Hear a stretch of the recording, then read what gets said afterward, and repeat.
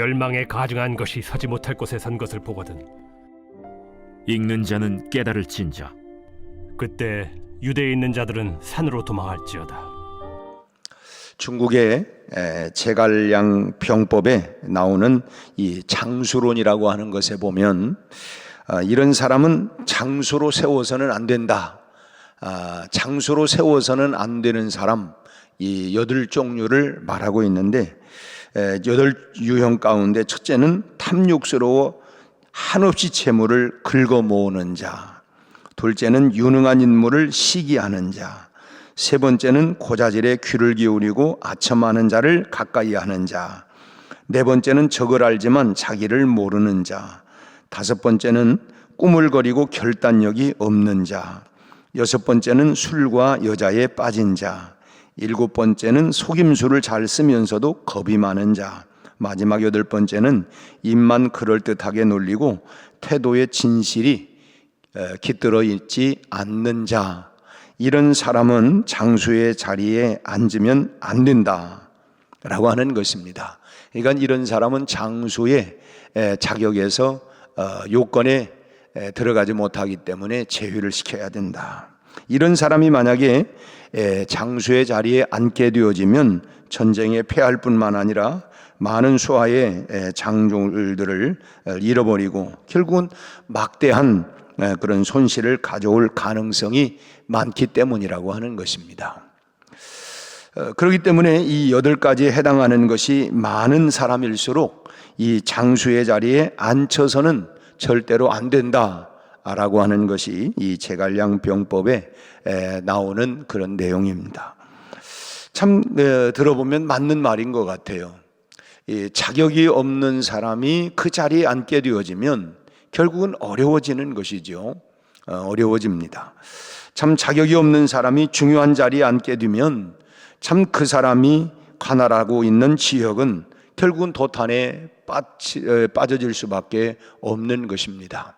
그래서 흔히 인사가 만사다, 사람을 잘 세우는 것이, 그래서 우리도 하나님 앞에 부름받고 또 우리가 직분을 맡고 이런 것들이 참 나 때문에 여기 표현대로 한다면 도탄에 빠진다거나 나 때문에 문제가 생겨서는 그런 사람이 되어서는 안 되고, 내가 정말 부족하지만 하나님 앞에 내가 참 자격 없는 사람이지만 그러나 최선을 다해서 하나님 앞에 정말 존귀하게, 참 비록 내가 마른 막대기와 같다 할지라도 주님 손에 붙들림 받으여 아름답게 쓰임 받는 그런 사람이 되어야 할 줄로 믿습니다. 오늘 본문에서 예수님은 바로 그런 말씀을 하고 계십니다.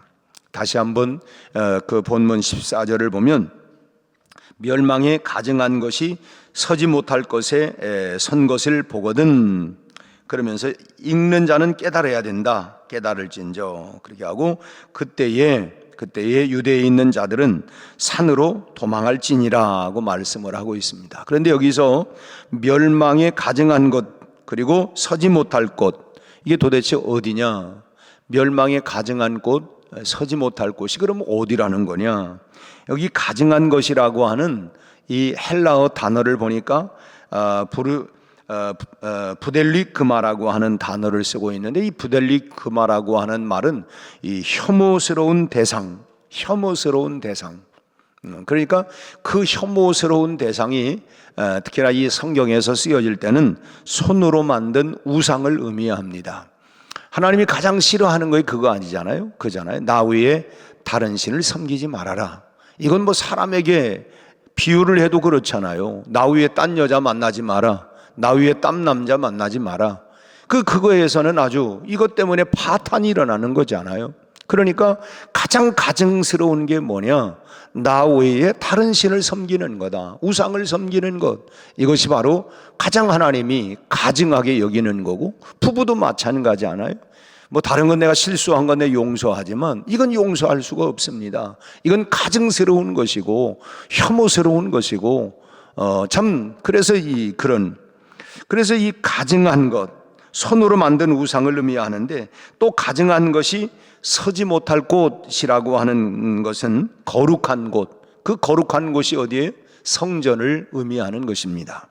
그러니까 역사적으로 가증한 것이 서지 못할 곳에 섰던 사건이 이 두 번이 있었는데, 그 중에 이 한 번은 언제냐면 성전에 제우스 올림피우스가 우상으로 섰던 일이 있었습니다. 그러니까 그 성전에 제우스 올림피우스 그 우상을 거기다 딱 해놓은 거예요. 소위 말하면 십자가 대신 이 올림피우스, 제우스 올림피우스 우상을 거기다 세워놓은 것입니다. 그게 주전 168년 수리아 왕이었던 안티오쿠스 에피파네스가 성전의 제단을 허물어 버리고 그곳에 제우스 올림피우스의 상을 그곳에 세워놓았습니다. 그리고 율법에서 그 많은 부정한, 율법에서도 레위기에서는 우리가 뭐 음식을 구분하면서 뭐 굽이 갈라진 것, 되새김질하는 것 하면서 이 먹어야 할 것과 먹지 말아야 할 음식들을 얘기하는데, 이 돼지는 굽이 갈라져 있지만 되새김질을 하지 않아요. 뭐 지금이야 이제 구별 없이 우리가 먹습니다만은, 그런데 이 그 돼지를 제물로 바친 것입니다. 근데 가장 가증하게 여기는 이런 것들을, 그래서 유대인으로서는 그야말로 최악의 이 치욕을 처음으로 당하는 순간이었습니다. 하나님의 성전에 제우스 우상을 세워놓고 또 그들이 가장 혐오스럽게 생각하는 이 돼지를 제물로 드리는, 그러니까 그들로 한마디로 뭐냐면 참 치욕을 당하는, 짓밟히는 그런 사건이 168년에 있었고, 그 다음에 두 번째로는 로마의 그 황제의 초상이 성전에 세워졌던 사건이었습니다. 주 70년 그 티투스 장군이 이끄는 로마 군대가 예루살렘을 침입을 해서 성전을 다 파괴하고, 그 폐허가 된 성전 지역에 로마 군기를 꽂고 로마 군기에 그 황제의 초상을 이렇게 그 세워 놓은 것입니다. 우리도 뭐 예를 들면 뭐 우리는 초상화 그런 의미는 아니지만 관공서에 뭐 대통령의 사진을 이렇게 딱 붙여놓고 하는 것처럼 이 적지를 그 정복을 하게 되어지면 황제의 이런 그 초상화를 거기에 붙여놓는, 그래서 참 그 티투스 장군이 그 예루살렘 성을 파괴하고 로마 황제의 초상을 그곳에 꼽아놓은 사건입니다. 이것이 하나님의 거룩한 성전에 가증한 것이 세워졌던 그런 두 번째 사건이었습니다. 그러나 중요한 것은 이렇게 하나님의 성전에 뭐 제우스 올림피우스 그 상이나 로마 황제의 상이 걸렸다 할지라도 그것이 그 유대인들의 그 자존심을 상하게 했는지는 몰라도 세상 종말이 오지는 않았다는 것입니다. 중요한 것은 이런 것들이 있을 때에 이제 그 세상 종말이 가까운다라고 했는데, 이런 사건이 있었지만 아직까지 종말이 오지 않았어요. 그 왜냐? 벌써 그 이전에 예루살렘 성전은 하나님의 성전으로서의 구실을 다 하지 못하고 있었기 때문입니다. 성전은 있었지만 그 성전으로서의, 성전이 뭐 하나님을 경배하고 찬양하고 예배하는 곳인데 그 구실을 하지를 못했다는 거예요. 이방인들이 가증한 우상을 그곳에 뭐 세우기 전에 유대인들 스스로가 하나님의 성전을 그 우상을 숭배하는 마음으로 더럽혔기 때문에 그래요. 그 더럽혔던 그런 마음, 이미 하나님의 성전은 거룩한 하나님의 성전으로서의 한마디로 생명력을 잃어버리게 되었다고 하는 것입니다. 그 우리는 참 성전에서 하는 일이 뭐냐? 물론 우리가 구약적인 성전의 의미와 지금 우리가 오늘 교회 시대에 이 시대에 이것은 우리가 조금 구분은 되지만 무엇보다도 우리 스스로가 내가 바로 교회라고 얘기하잖아요.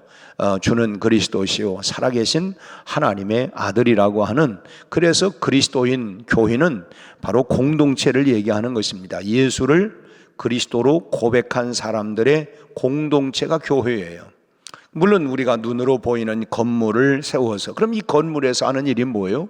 하나님을 경배하고 찬양하고 예배하고 또 세상을 향하여 복음을 전파하고 하는, 어찌 보면 우리가 복음을 전파하고 구원받은 성도들이 하나님을 경배하고 찬양하는 이 하나의 이런 센터, 그 공동체 예배하는 곳, 그래서 예배당, 교회당이라고 얘기를 해요. 근데 어쨌든 여기에서 우리가 그런 기능을 잘 하고 있느냐, 이런 기능을, 정말 교회는 어떤 거예요? 만민이 기도하는 집이다, 기도하는 곳으로, 하나님을 경배하고 찬양하는 곳으로, 이게 정말 교회로서의 기능 역할들을 제대로 하고 있느냐, 아니면 참 마음들이 이미 그 당시에 예루살렘 성전은 성전으로서의 기능이 다 약해졌다는 거예요. 그렇기 때문에 그곳에 또 다른 우상이 세워졌다고 해도 뭐 예수님께서 예언하신 종말의 징조와는 거리가 멀었던 것입니다. 그렇다면 이 종말의 시작을 알리는 가증한 것이 서지 못할 곳에 서는 일은 언제, 어떻게, 어떤 모습으로 우리 앞에 다가오겠느냐, 이것이 우리에게는 아주 중요한 일이 되는 것입니다. 지나간 일은 다 그렇지만 그러면 그 가증한 일이 서지 못할 것이 서게 된다고 하는 것, 이게 그러면 언제 어디서 이런 일들이 발생할 건가? 그것은 바로 이 하나님의 창조 권위에 대항하는 것이 하나님의 창조 질서를 더럽히는 것입니다. 그래서 우리가 이런 이 창조와 이 도전하는 것, 이런 것들이 가증한 것이죠. 그것이 바로 멸망에 가증한 것이 서지 못할 곳에 서는 일들입니다. 이런 일이 현재 우리 주변에 지금 급격하게 일어나고 있다고 하는 거예요. 인간이 유전자를 조작하고 또 임으로 생명의 길이를 조작하는 것이, 어쩌면 이것이 하나님의 창조 질서에 도전하는 것입니다. 이제는 어젠가도 말씀을 드렸지만은 참 하나님이 허락하신 그 시간을 살기를 원하느냐, 아니면은 내가 돈도 있고 또 현대 과학과 이 생명력을 해가지고 내 생명을 계속해서 얼마든지 내 임의대로 조작할 수 있는 것이 좋은 거냐. 결국은 하나님의 시간과 내 시간. 근데 이런 것들이 이제 창조 질서에 이제 도전하는 이런 부분이라고 하는 것입니다. 이런 일이 어디까지 어떤 모습으로 진행될지는 앞으로 알 수 없지만은 이제 이런 부분에 대해서 우리가 신앙적으로 분명히 정리해 두어야 할 그런 필요가 있다고 하는 것입니다. 의사들이 처음 그 심장 이식 수술을 하겠다고 이렇게 발표를 했을 때 사람들은 윤리적인 이유를 들어서 그런 심장 이식하는 것을 반대를 했었습니다. 왜냐하면 사람의 정신과 영혼이 심장에 있다고 생각을 했기 때문에, 아니 남의 영혼이 내 안에 들어온다? 그렇게 해서 처음에는 그런 그 이식 수술들을 반대를 했어요. 그러나 심장 이식 수술에 성공한 의사들은 이제 찬성으로 자세를 바꾸게 되었습니다. 근데 최근에요, 그 뉴스를 보니까 이제는 아예 이 머리를 AI를 통해서 이제 이 사람의 머리를 저 사람의 머리로 이렇게 할 수 있는, 앞으로 이런 부분들에 대한 것을 예측을 하고 있는 거예요. 그러면 내 머리를 띄어가지고 저 사람에게 붙이면 그게 누굴까? 참 한편으로는 참 심각한 이런 부분들이 참 이런 심장 이식 수술의 성공만이 아니라 앞으로는 이제 그 이상의 어떤 것도, 지금 상당수 많은 장기들이 이제 이식을 하고 그래 생명을 연장을 하고 합니다만은, 이 사람의 몸을 수술하는 것이 문제가 있느냐라고 할 수는 있어요. 그러나 유전자를 조작하고 또 AI 로봇을 사람처럼 움직이는 시대에 그 칩을 만약에 사람의 뇌에 심는다고 하면 그 사람이 어떻게 될까? 지금 앞으로 자꾸만 사람들 출생률이 적어 들어갑니다. 그러니까 이제는 이제 여러 가지 이제 이식이나 이런 다른 방법을 통해서 이 사람을 이제는 이제 제조해내는, 어디까지 됐는지를 모르지만 아직 발표는 되지 않았어요.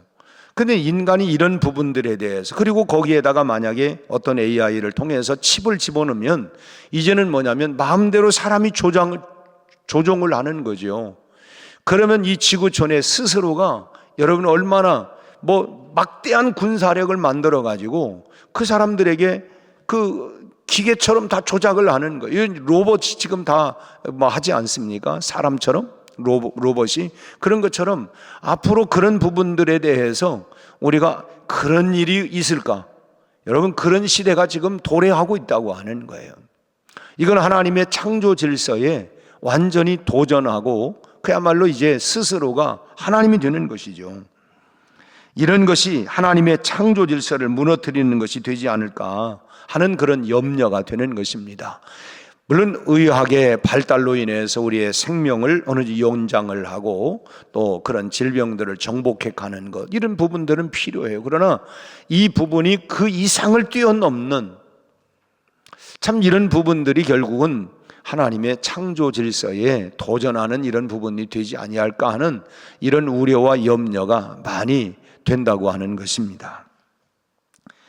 그뿐입니까? 이 가증한 일들이 이 동성애랄지 이런 부분들이 여러분 결국은 참 하나님이 가장 가증하게 여기는 이런 부분들이 지금 버젓하게 심지어는 이런 것들을 법으로 통과를 해서 이제 이런 것까지 만들어 놓는 이런 세상이 되어가고 있지 않습니까?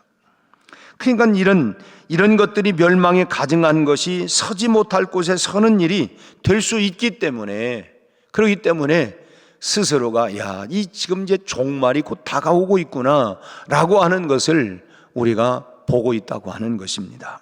여러분, 우리도 모르는 사이에 지금 사단은 멸망에 가증한 것을 거룩한 곳에 지금 세워놓고 있는 것입니다. 전에도 말씀을 드렸지만 이제는 동성애에 대한 부분들, 이런 부분에서 이제 앞으로 이 우리나라도 지금 이 법 통과하는 걸 지금 계속 우리가 저지하고 있습니다만은, 이런 것이 통과가 되어진다고 하면 앞으로는 강대상에서 그런 말을 못하는 거예요. 그렇게 법을 만들어내는 것입니다. 이 가증한 일들이 지금 자꾸만 이렇게 우리도 모르는 사이에 그냥 세계적인 트렌드고 내비려도 지들 좋아하는 대로 하게 나만 안 하면 되지, 그러는 사이에 이 멸망에 가증한 것들이 지금 자꾸만 이렇게 들어오고 있다고 하는 걸 우리가 알아야 돼. 이런 것에 우리가 현혹되지 않아야 하고 정말 말씀을 중심으로 해서 우리의 신앙과 믿음을 단단하게 하지 아니하면 이런 것에 우리가 참 나도 모르는 사이에 이 교묘한 이런 영적 싸움을 우리가 치열하게 싸워 나가야 된다고 하는 것입니다.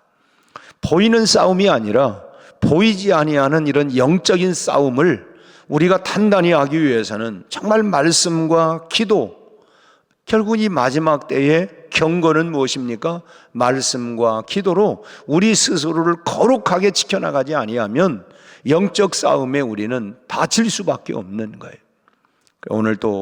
오늘 다시 한번 이 말씀을 보면 멸망에 가증한 것이 서지 못할 곳에 선 것이 보거든 그때에 유대에 있는 자들은 산으로 도망할지어다. 그때는 종말이 된다는 거예요. 오늘 우리 스스로도 내가 서지 못해야 할 곳에 선 것이 있지 않나, 우리 자신들을 돌아보면서 우리가 영적 싸움에 이건 아니지, 내가 하나님 앞에 날마다 바로 서서 정말 믿음으로 오늘 하루도 승리하고 이 세속의 물결들이 계속해서 파도처럼 우리를 치고 우리의 생각을, 우리의 영혼을, 우리의 마음을 흔들어대고 있지만, 이런 가운데에서도 우리가 영적 싸움에 치열한 이런 싸움이지만 오늘 또 승리하고 믿음으로, 말씀으로, 기도로 무장하고 오늘 하루도 승리하는 복된 하루가 다 되시기를 주의 이름으로 축원합니다. 기도하겠습니다. 하나님 아버지, 악하고 패역하고 음란하고 그리고 하나님의 거룩한 성전을 무너뜨리려고 하는 수많은 사상들, 이런 일들이 하나님이여 참으로 본물처럼 일어나고 있는 가운데 있지만,